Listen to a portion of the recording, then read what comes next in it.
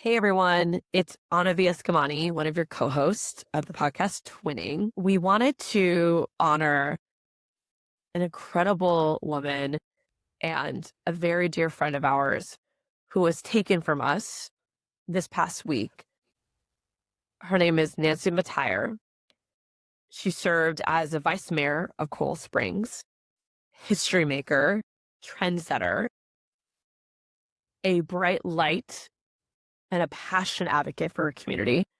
And she was taken from us in a tragedy, a shocking tragedy of her husband killing her.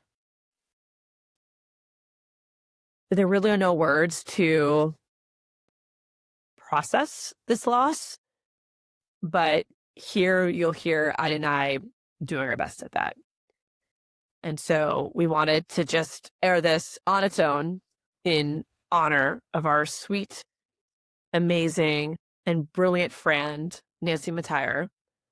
And I hope that you'll take a moment after hearing this episode to read about her, to celebrate her life, and to ensure that she is never forgotten. She will forever be my vice mayor of Coral Springs and also just an amazing human. I actually had the chance to get to know her through our work together in the reproductive rights space, but then also got to build a friendship with her and see her rise in leadership in Coral Springs and with the League of Cities and other types of different organizations that lift up local governments. And she was just such a incredible woman, so full of life, of heart, of joy. She lifted up everyone around her. Such an incredible representative of not just democratic values, but also of her South Florida roots and her lived experiences as a Haitian woman. She was the first ever Haitian woman elected to the Coral Springs City Council in history.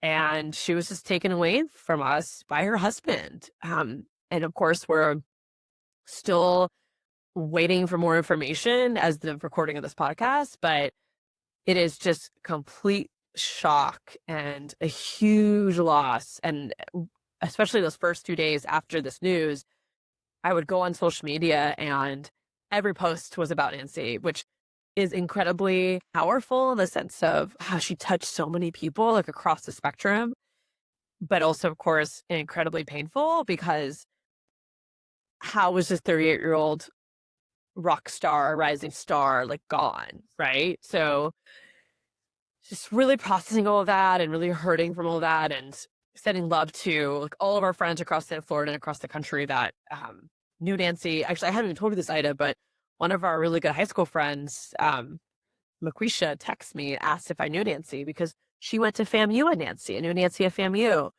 And so just one of those other like incredible connections that like you don't even realize, right, is happening. But it just speaks to how like remarkable people like gravitate towards them. And I know she'll always be remembered for everything she did in life. And I know there'll be more things that we'll be able to honor her in her transition. But it's just incredibly painful. And, you know, like I said, definitely still processing all of it too. Nancy definitely had a gravitational pull and just brought warmth and brilliance and fight to every piece and just built community everywhere she went. So many folks have been touched by her impact, and it's so just devastating to lose her so soon. In her life, she already, to your point, made history, built so much, doing so much good. But there's so much that was left to be done, and the responsibility to honor her and to continue her legacy and to teach people about Nancy is so real. And I think so many folks are mourning and committed to continuing to tell her story and her legacy and continue the work that she's been building. I got to work with Nancy on a lot of different local democracy stuff. She, of course, engaged in so many different groups, including Local Progress, which is a national organization that organizes progressive local electeds across the country. I got to work with her to defend home rule against abusive preemption in the state capitol. And she was just such a badass. And I know you saw her in Tallahassee not too long ago. And the very next morning, she was testifying on a bad bill in the legislature. Yeah, we actually ran into each other at CVS on a like a random Wednesday night or something because we were both looking for tights because it was so cold in Tallahassee. Neither one of us had packed for that. Yeah, and I'm just so grateful that I got to see her and then um, watch her in her stand in her power, to defend her local community and committee. My heart goes out to her entire family. Some folks already know this, but her little brother took his life a few months ago, and he was a survivor of the school shooting in Parkland. So her parents are just going through so much right now. And I just want to send as much love and support that I can to her family and the entire community of Coral Springs. I'm grateful that you and I had the chance to go to the memorial outside City Hall. Ida and I were in South Florida on Easter Sunday to see our grandfather, who's also experiencing different health issues. And while we're making our way down there, we were able to stop in Coral Springs and lay flowers down for Nancy. So we will absolutely find more ways to uplift her life and honor her. I've already requested a moment of silence for the House floor. We're back in Tallahassee as well. And I know that there's going to be continued efforts to remember her, but also honor her for the next generation. And I'm very heartbroken, but also very committed to ensuring that like her work lives on. But South Florida as a whole is just hurting right now. So check in with loved ones is so to lead with tender care today and always when it comes to the people that do this work. South Florida is in so much pain, and a lot of Black women in our lives are just holding so much, and Black women are always holding so much. When you look at, of course, the intersections of just systemic racism and sexism and xenophobia. I mean, there's been just so many structural attacks on Black women, Black immigrant women, right? Often the center of so many horrific assaults and attacks, both in rhetoric and in policy. And then to the Black women leaders in the work who are holding not just that intersection of struggle, but also the profound weight and responsibility of like fighting for the community and holding all the parts and having to be perfect and not allowed to make a mistake. And like, you can't be too mad. You can't be too happy. Like you have to hold everything.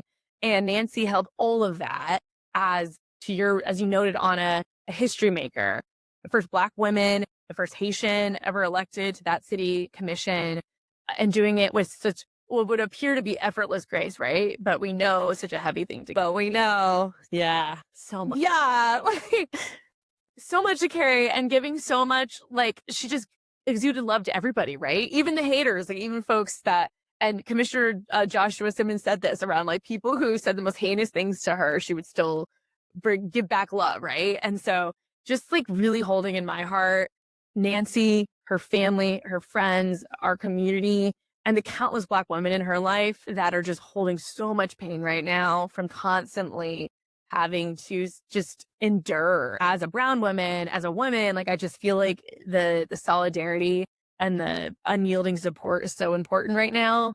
It's important every day, but I see that in the sense of the women that are continuing to bear the brunt of this, and also just the deep, deep pain. All the folks feeling this pain, you are seen, you are appreciated, and take the care and the boundaries that you need to heal. Yeah. Yeah, we love you, Nancy. And we love our movement family, and just definitely hear from one another however we can navigate the serious, serious heavy loss. And of course, the heaviness of so many issues around us right now. And I'm always so inspired by the fact that despite this heaviness, like people get up every day and still keep going. And so we have to do, absolutely have to keep going. The work continues, but to honor those no longer with us through action. We're going to end this episode with Nancy's voice. The city of Coral Springs put together a really moving video of her own words, her own incredible words of just her commitment to the community and her love for public service. And so we are going to conclude this pod playing you a piece of that with Nancy and her incredible work. Hi, I am Commissioner Nancy Metayer.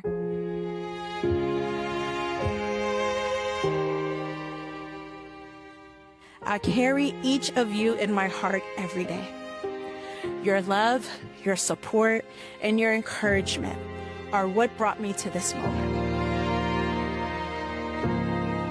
Growing up right here in Coral Springs, I never imagined that one day I would have the honor of standing before you as the first Black and Haitian American woman on this commission.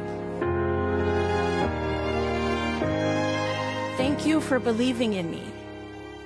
Thank you for holding me accountable. And thank you for being my family. Coral Springs is my heart, my pride, and my home. And together, let's continue to push forward, to dream big, and to build a future we can all be proud of.